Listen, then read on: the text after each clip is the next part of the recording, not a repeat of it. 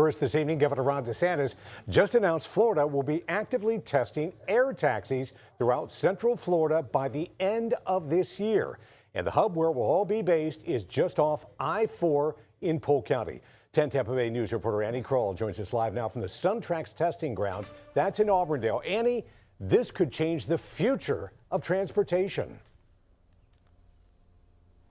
Very much so, Dave, and Governor Ron DeSantis saying just today that the goal of SunTrax in general is to try and have more innovation right here in the heart of Florida that, of course, gets expanded into the rest of the country, not to mention the rest of the world. Now, all of that is courtesy to the 2 vertiports that you see right here in Auburndale, not to mention the 20,000 square foot hangars that are also here, bringing in so much innovation from across the world. And of course, all of this comes with high-tech charging pads that are going to create even more power, not to mention versatility in the air and on the ground. Vertiports, not runways. 2 of them at SunTrax in Auburndale being part of the nation's first advanced air mobility test track.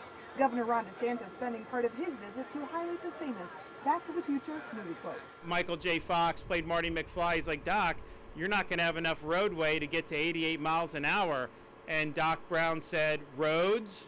Where we're going, we don't need roads. The SunTrax air test sites include flexible areas where engineers can observe aircraft movement, plus an on-site AAM headquarters with a passenger lounge that simulates passenger operations. And don't forget about the autonomous vehicles like Waymo in the Tampa Bay area, potentially taking kids to school in the future. Reality is like, is the Waymo going to be safer? Or are you going to have a teenage driver driving? Which one's safer? And this could potentially be way safer. The 775-acre facility contains both SunTrax ground and the expanding SunTrax air facility. DeSantis says Florida has become a national leader in innovative technology when it comes to testing and reinforcing Florida's Department of Transportation's commitment to delivering future transportation solutions, attracting global companies like UK-based Skyfly that just signed a lease in Auburndale this week, with aircraft like this 2-seater set to hit the market at $400,000. We'll be looking to bring it down to Florida in the winter when the temperature's a little bit nicer. And then, through next year we'll be getting it certified and then building the first customer aircraft, which we're looking to also set up to do in the US.